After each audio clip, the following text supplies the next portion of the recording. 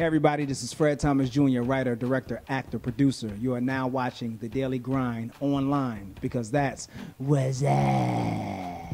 Hey, what's up, everybody? It's your girl, Key to the City. I'm here with my homeboy, DJ Bugsy, and you're watching The Daily Grind online. And we actually have the pleasure of sitting here with Mr. Fred Thomas Jr., an amazing man, an amazing director, actor, playwright. So, thank you for stopping past The Daily Grind. How are you? I'm good. Thanks for having me here. Beautiful Sunday. Yeah, definitely. Absolutely. You going down to a doing day? Oh, yeah. Mandatory after I leave here. I'm going down, Okay. Get some South Philly cake. tradition. South Philly tradition, born and raised. Oh, yeah. So, yeah, mandatory. So, you're a Philly native. What are some of the places that you went to, schools you went to? Wow. Some of the places I went to, they're not here anymore. But, matter of fact, my high school is not even here no more. Like, I went to St. John Newman. My grade school, St. Rita's, is literally gone. It's a parking lot right now. Yeah. And my high school, St. John Newman, is a senior living assistance home now. So, yeah. Times are changing. Times are changing. Yeah, but born and raised in South Philly. And yeah, I used to hang at spots like Impulse and Golden Standard. And Yeah, back in the They're not day. here They're anymore. not They ain't no way. Is South Street still here? South Street Yeah, still out yeah. here. It's South Street, yeah. Yeah. So So it's a whole new city. whole new city. It's a whole new city. It's a beautiful place. I'm loving the what they've done to the area here, the old Right. city, and Yeah. it's amazing. So yeah. Well, that's good. So you're here to talk about your new play that you have that's coming to Philly. I want you to tell us a little bit about that. The play is called 12 by 9, and it's about three guys who they're prisoners, they're inmates, and they have to share a prison cell due to a prison fire. And one of the guys, he's had a cell for himself like the past 10 years. Okay. And the warden moves these other two guys in. So the main character is doing 20 years of a 25-year bid. And he's ready to do his last 5 and get out, and with no problems. They bring another guy in who is sort of like a religious zealot. He's in for one crime, but the warden and the superintendent are hushing up the true crime that he's in for. And then there's another character, the third guy. His name is Train. It's Townsend Jasper Train, and Train is the sociopath. And he's that guy that's just kind of in and out of prison. He uses the prison system to benefit himself. He's kind of like intelligent hoodlum. So he could be the mayor of the city, but he decided to use crime and just all the elements of negativity to advance his criminal career.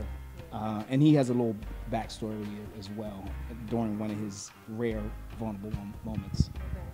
And this isn't based off of real life experiences.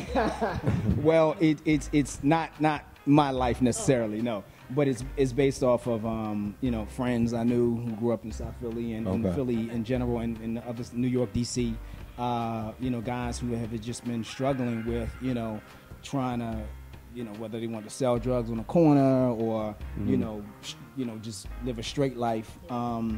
And it also, the concept originally generated, which is interesting, from it was me and 2 other cats living in an apartment, and we had all 3 of us had just broke up with our girlfriends. We was going through stuff in the industry, Right. why the black man can't get hired, and Right. why we ain't on TV, we should be doing more projects. I go through that now, by the way. Yeah. And everybody got education up the wazoo, so it's like, what's going on here? And we be in the spot just bashing, and man, remember she did that to you? Oh, she did that to you too? So, we thought we were actually like building each other up, but we were actually tearing each other down. Okay. And I just felt something that was like this funk, and I was like, yo, we're actually like imprisoning ourselves in our minds. So it kind of started there first. And then kind of after we would go to our discussions, play John Madden for about 4 hours to get it all out. Yeah. Everybody go to their little room. I go to my room. The one dude go to the couch. The other guy go to his room. And it was like we were going to our own little individual cells. Okay. So we had cells of the mind and then cells, physical cells we were going into, ourselves. So it kind of started with that. That was the blueprint. And then just kind of things I remembered about people I knew and, you know, guys I looked up to and things that it's all kind of culminated with the storyline. Wow, that's dope. So did you start writing during that time? Like go back to your room and start writing the script? Nah, that's so funny. You say that because sometimes when you're in that funk, you don't know how to get out of it. Okay. It was like I felt something was there. Yeah. I just couldn't get it out while I was in it. So I happened to be on my way to Philly. Okay. And I got to Philly, got off the plane, got on the bus to see my mom's. Okay. And I'm riding. She lived up Upper Darby. I'm on like one of the buses. I just got off at 69th Street somewhere. I'm 108? riding. Yeah. 108. The wave was like, yeah, I might have been 108. And, you know, I'm kind of looking out, seeing the city and, you know, Right. seeing cats and thinking about the crib. And literally, it just spilled all out right there on the bus.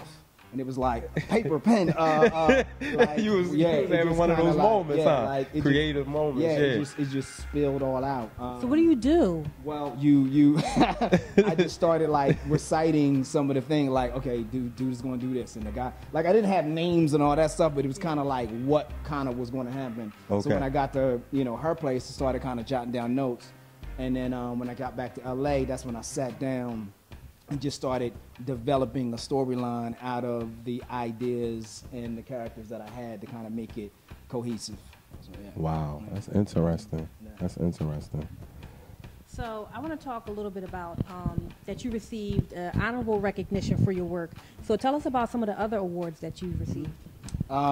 Received the was nominated for 7 NAACP Theater Awards and won 3. Won Best Director, Best Producer, Best Playwright. And for what film? I'm sorry, that was for 12 by 9, as a matter of fact, for the play 12 by 9. Which is the size of the cell. Which is very good, because everybody say, well, how big is the stage? It's cell, So, 12 by 9. right. The stage is about 40 by 40, but this is where we are is 12 by 9.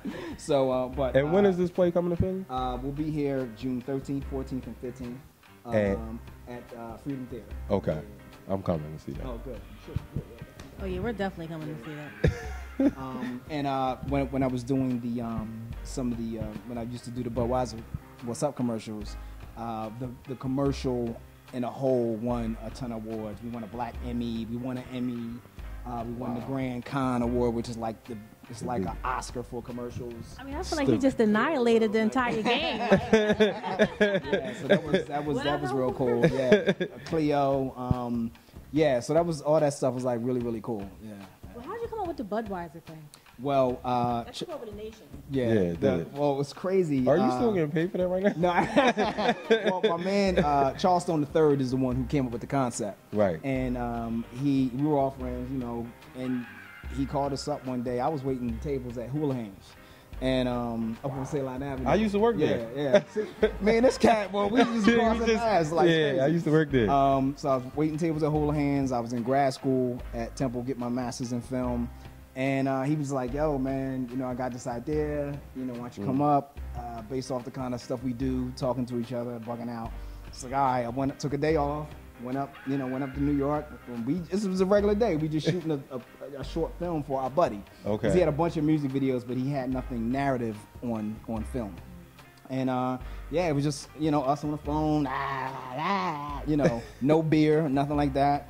And, you know, went home, went back to waiting tables and trying to, you know, graduate. And then a year later, like it's so crazy, like right after I graduated, maybe like a week later, he calls me, he's like, yo, yeah, Budweiser saw the short that we did and they want to put some beer in it and they want to bring the guys in and turn it into a commercial. And literally that's how it happened. They just saw it at like the advertising agency saw it at like a short film festival. And was like, hey, maybe we put some beer in there. And they tried to make it multicultural. They brought in like, yo, we went to the audition. They made us audition for the commercial. So we come to audition, it's like, you know, it's white cats in there. Yeah, it's like all nationalities because they wanted to make it like, you know, multicultural.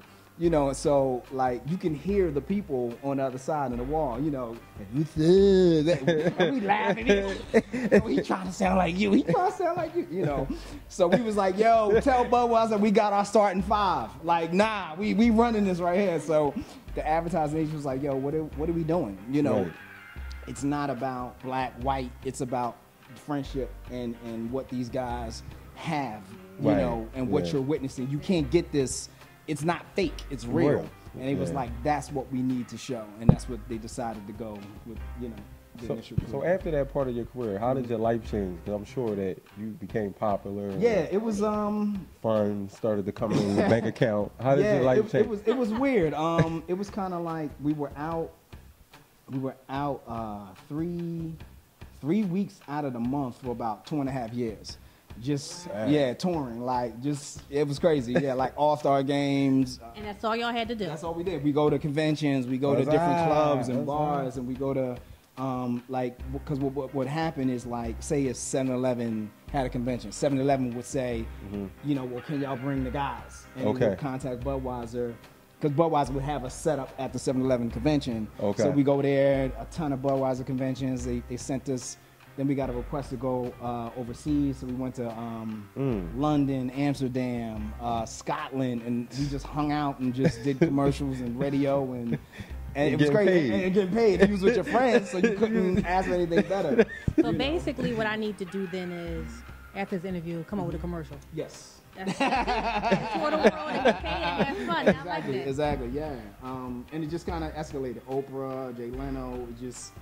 every week it was just something, and you know, just enjoyed it. So it was about, for me though, piggybacking on, you know, after, because you're then seen as like the guys, right? So my whole thing, you know, I'm a creator, so it's about me as Fred Thomas Jr. and what I can create. So it was always me wanting to, when things started slowing down, to having to get my own work seen.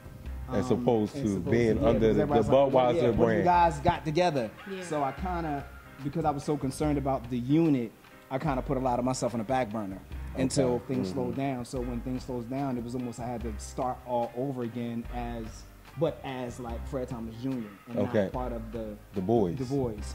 So then that, because that's you know. Was that hard for you? Yeah, to kind of like step away from your boys and do your own thing? Well, I mean, not really, because everybody kind of wanted to do their own thing in a sense anyway. Okay. But and just kind of the way the campaign went when it slowed down, you know, everybody was pretty much had to do their own thing. You know, it wasn't like we were like being requested anymore because we had stopped doing the commercials. Right. So it was about, you know, this is my passion. So it was like, all right, boom, I can like concentrate on me now. Yeah. But that was a hard part because then people had to know who I was. Yeah. So I want you to look into the camera. I want you to tell them about the play, why they should come out, and also tell them where they can get tickets from. Okay. Yeah. Oh, here we go. Look, I'm good. Okay. All right, cool. The play is called 12 by 9. We're running June 13th, 14th, and 15th at Freedom Theater. You can get tickets at www.12by9thestageplay.com. You can also tweet at DERFSAMOHT, which is Fred backwards Thomas, Fred Thomas. Okay. And the play is, people should come out and see the play. It has a message. It's about redemption and spirituality and what, not only in prison. There's some things that you can use in this play that's based about prison. It's like the blueprint that you can apply to your own life, because it's about what runs out first, you know, time or faith. And we all go through that. So it has a spiritual message, and it has, you know, some education about the business, how prison is a business, and you got to remember that they need people there. So yeah, definitely come out and check us out. Yes, well, thank you so much. We'll definitely be there to support and look at it. I'm excited about it to see this 12 by 9. I'm gonna be in the crowd like, what's up? Yeah, so definitely don't be a stranger to Deli Ground Radio Show. Yeah, mandatory. Yeah. All right, and you guys make sure you check us out, deligroundmovement.com, and every Sunday at 2.